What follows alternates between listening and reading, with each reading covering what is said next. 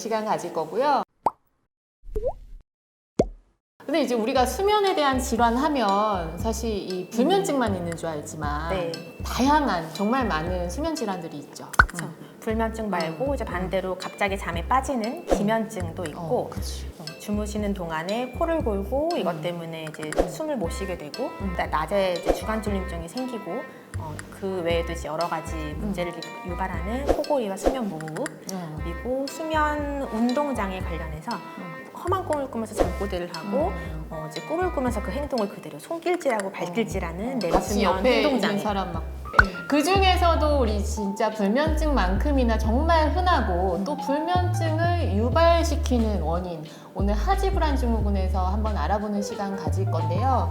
하지불안 증후군의 발병률이 예전 연구 결과들 보면은 한 5%에서 15%. 정말 많아요. 진짜 많은 것 같아요. 그래서 이제 많게는 10명에서 20명 중에 1명은 하지불안 증후군을 가지고 있는데 이게 본인이 하지불안 증후군인지 잘 자각하지 못하고 그냥 다리가 불편하다. 이거는 허리 때문이다. 그래서 뭐 허리 치료를 받고 계시거나 아니면 하지 정맥류 수술을 하고 계시는 분들도 굉장히 많으실 것 같아요. 보통 어떤 증상으로 진료를 보러 오게 되는지? 보통은 다리가 뭐 시리다, 저리다, 벌레가 기어다니는 것 같다, 불편하다. 굉장히 다양한 증상으로 오시게 되세요. 다리에 이제 생길 수 있는 굉장히 여러 가지 감각 증상들로 병원에 오시게 됩니다. 저 같은 경우에도 일단 정형외과에 먼저 가. 그래서 다리가 불편하다고 해서 갔는데 가만히 들어보고 이제 신경과 가서 그러면 뭐 근전도 검사 해보세요 이래가지고 얘기를 해보니까 맞아. 이거는 다리가 이제 밤에만 불편하고 잠을 방해하는 하지불안 증후군이 아닐까 이렇게 의심하는 경우가 있는 것 같아요. 맞아요.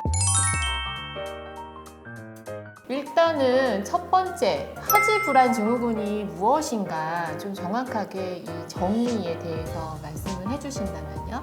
하지불안 증후군의 특징적인 증상 중에 하나가 그런 증상들 때문에 다리를 막 움직이고 싶은 게 특징입니다. 그래서 여러 가지 이제 다양한 다리에 있는 감각 증상들로 다리를 움직이고 싶고 움직이면 증상이 호전되고 증상이 이제 주로 쉬고 있을 때 생기고 낮보다는 주로 밤에 생기는 이런 증상이 하지불안 증상 증후군의 특징입니다.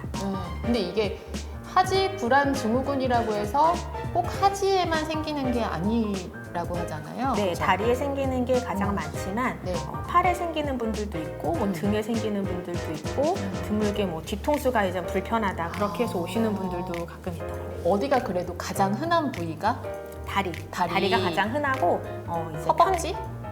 발목에서 무릎 이하 이제 아. 다리. 보통은 이제 양측성으로 오는데 한쪽만 불편하다고 하시는 분들도 한 뭐 20%에서는 이제 있다고 알려져 있습니다. 그러면 이게 이제 하지불안 증후군으로 진단을 하기 위해서 그런 필수적인 증상이 있는 거죠.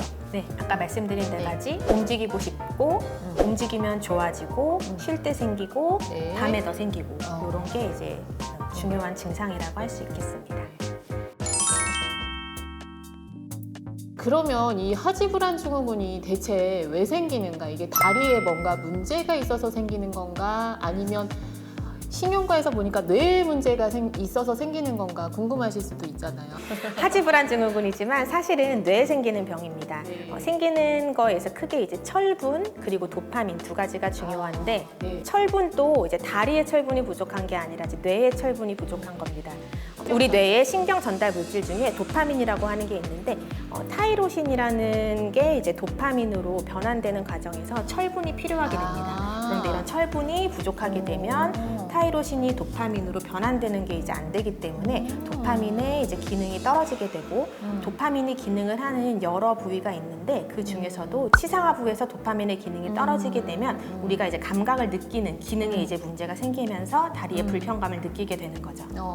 근데 이제 여기서 또 한 가지 좀 궁금한 게 생기는데 아무래도 이제 도파민이 부족해서 생기는 병이니까 이게 맨 처음에 하지불안 증후군이 생겼다가 나중에 뭐 파킨슨병이라던가 이런 거 도파민과 연관된 질병으로 악화되지는 않을까 걱정하시는 분들이 많거든요. 도파민이 작용하는 뇌 부위는 여러 부분들이 있는데 이제 하지불안 증후군의 원인이 되는 그런 부위와 그 파킨슨병의 원인이 되는 해부학적인 구조가 다르기 때문에 하지불안 증후군 환자분들이 뭐 나중에 파킨슨병이 더 생긴다 이런 거는 사실은 아닙니다. 아, 그래서 이게 진단은 그러면 어떻게 하게 되나요? 막 무슨 수면 검사라던가 복잡 다단한 검사가 꼭 필요한 건지 궁금할 수도 있으니까. 사실 진단은 아까 말씀드린 4가지 증상과 더불어서 5번째로는 이제 다른 질환들로 증상이 생기지 않는다. 이제 여기 진단 기준이 되겠는데 그렇기 때문에 사실 이제 임상 증상이 가장 진단에 중요하고 네. 여러 가지 혈액 검사나 아니면 다른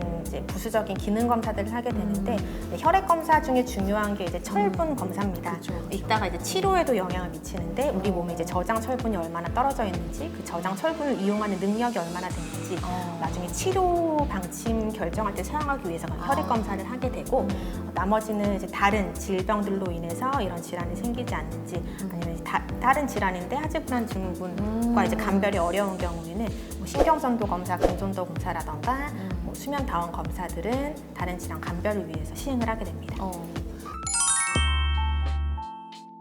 그래서 이제 치료는 어떻게 하게 되나요? 가장 기본적인 치료는?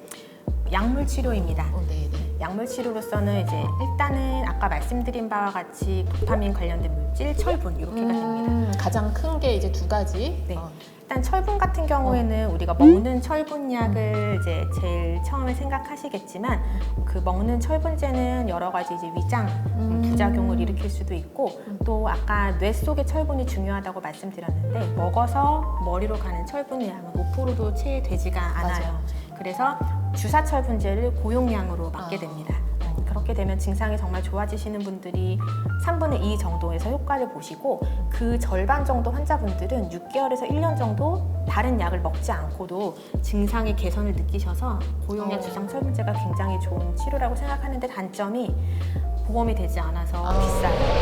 근데 이제 보험이 되지 않더라도 6개월 동안 내가 잠을 잘 잘 수 있다 하면은 나라면 선택할 만한 저도 그래서 적극적으로 환자분들께 권유를 하고 있습니다. 그 다음에 이제 도파민 계열의 약들을 사실 처방하는 의사도 그렇지만 먹는 입장에서도 굉장히 부담스러울 수가 있는데 도파민 효연제라는 경구 약물을 복용하게 되는데 효과가 되게 빠르고 좋은 약이기는 한데 용량이 너무 높아지거나 장기 복용하거나 하게 되면은 증대 효과라고 해서 증상이 오히려 조금 더 심해지거나 낮에도 생기거나 그런 경우들이 있습니다. 그래서 최근에는 신경 통증 약들로 개발되었던 그런 약물들 성분으로 말하자면 프레가발린, 가바펜틴 이런 약물들이 하지불안 증후군의 약물 치료로 사용되고 있는데 보험이 안 돼서 이것도 좀 비싸죠. 그래서 교수님들이 이제 보험으로 처방하기 위해서 여러 가지 노력을 하고 있는 걸로 알고 있습니다. 평상시에 도움이 될 만한 생활 습관이라던가 이런 거 네. 팁을 주신다면? 일단은 규칙적인 수면 패턴을 유지하는 것도 굉장히 중요합니다. 카페인 같은 경우에는 증상을 악화시킨다고 알려져 있기 때문에 카페인을 피하고 술 중에서는 와인 이런 거를 피하는 게 중요하고 그다음에 일부 약물들도 영향을 미칠 수 있는데 일부 항우울제, 항감기약에 들어있는 성분 중에 항히스타민제 성분들, 항구토제 이런 일부 약물들도 이제 영향을 미친다고 되어 있습니다. 네.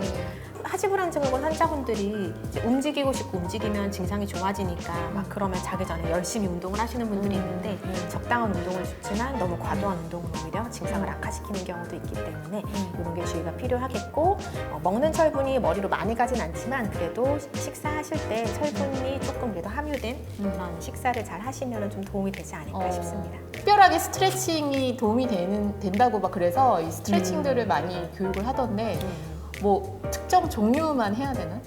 미국에서는 여러 가지 그런 보조 도구들이 개발이 돼 있는데 뭐 다리를 주물러 준다던가 다리 밑에다가 뭐 이렇게 깔아가지고 진동 같은 걸 주는 그런 것들이 조금 효과가 있어서 좀 사용을 하고 있는다고 해서 네. 우리가 쓸 수 있는 거 진짜 생각나는 게 세븐라이너인데 땡기네. 특히 이제 여자분들이 임신할 때 또 하지불안 증후군 굉장히 심해지고 콩팥 안 좋으신 분들, 만성 신부전 있으신 분들도 많이 같이 동반돼서 나타나시는 경우가 많아서 본인이 이제 수면 질이 좀 떨어지면서 다리가 좀 막 시리고 벌레 기어가는 것 같은 기분 나쁜 증상이 있는데 이게 자꾸 이제 밤중 수면에 방해하면서 나를 괴롭힌다 하면은 한 번쯤은 신경과에서 오늘 여기까지 말씀드릴 거고요. 다음에 또 저희들 좋은 정보로 다음 시간에 찾아뵙도록 하겠습니다. 건강하세요. 감사합니다. 안녕히 계세요.